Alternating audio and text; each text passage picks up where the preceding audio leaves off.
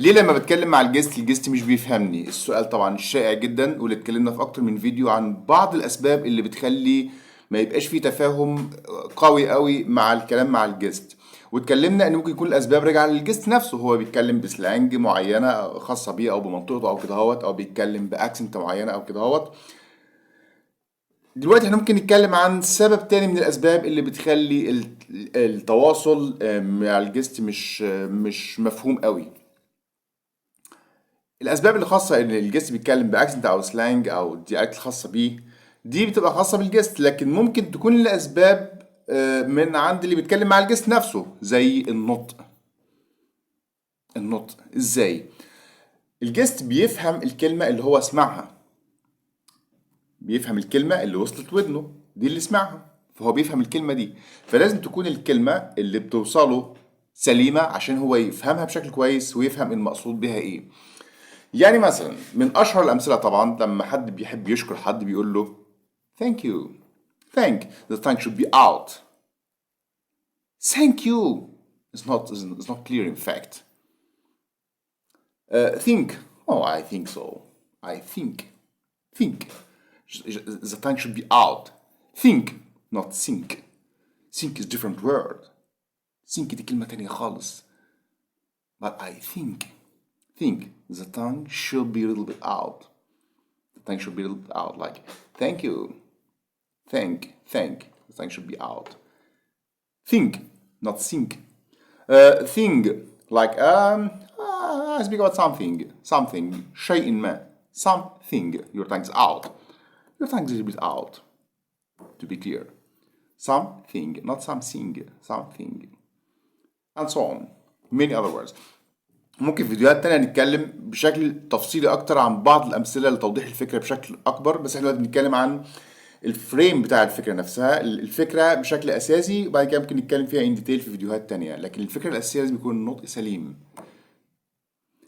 من ضمن الحاجات برضو اللي ممكن تخلي التواصل مع الجست مش مفهوم قوي، ان ممكن الترجمة الحرفي.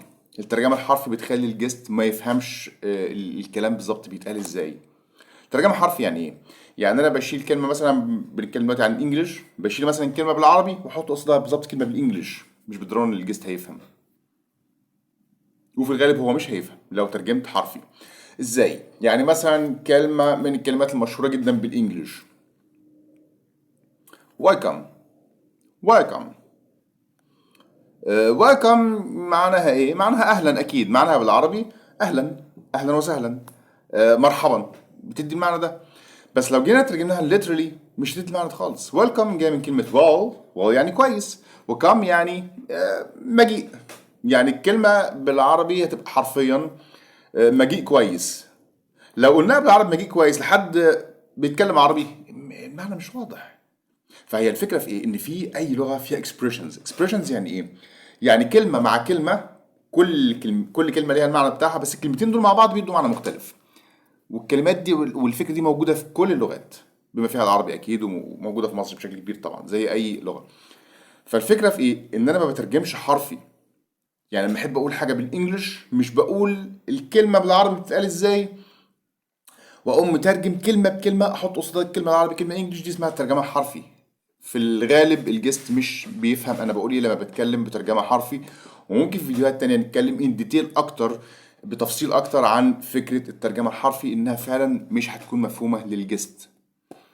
في بس حاجه في الترجمه الحرفي، لو انا بتكلم مع حد او حد بيتكلم مع حد زميله مثلا في الاوتيل، هو بيتكلم بفكره الترجمه الحرفي، زميله في الاوتيل هيفهمه لكن الجست مش هيفهمه، لان زميله في الاوتيل بيفكر بنفس الطريقه.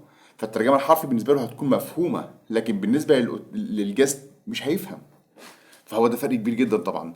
فنحاول ناخد بالنا من فكره الترجمه الحرفي دي، وممكن في فيديوهات تانية نتكلم فيها ان ديتيل مع امثله اكتر، لان احنا دلوقتي بنتكلم في الفكره الاساسيه بتاعت فكره الترجمه الحرفي، انها ما بتكونش مفهومه من لغه للغه تانية. ممكن ندي امثله اكتر بتوضيحات في فيديوهات تانية، بس دلوقتي بنفهم الفكره الاساسيه. فمن اهم مشكلات عدم التواصل مع الجست بشكل كويس، زي ما اتكلمنا في النطق، لازم بنطق الكلمه بشكل سليم، زي thank you. thank the tongue is out, not thank you. no thank the tongue is out. في بس ناخد بالنا من حاجة، ان في الامريكان انجلش هي ما بتبقاش ثانك يو، بيبقى يعني مش زي البريتش قوي، بتبقى اقرب للفه. I like thank you thank you اقرب للفه شوية. لكن في كل الاحوال هي مش thank no، هي thank you كبريتش انجلش او thank you like think. It's a different word of course. فلازم ناخد بالنا من فكرة النطق عشان بس يبقى النطق واصل للجست يفهم بشكل كويس. وفكرة الترجمة الحرفي ممكن نتكلم في فيديوهات تانية عن بعض أمثلة ليها بتوضح لنا الفكرة بشكل أكتر. Thank you. The thanks out. Thank you.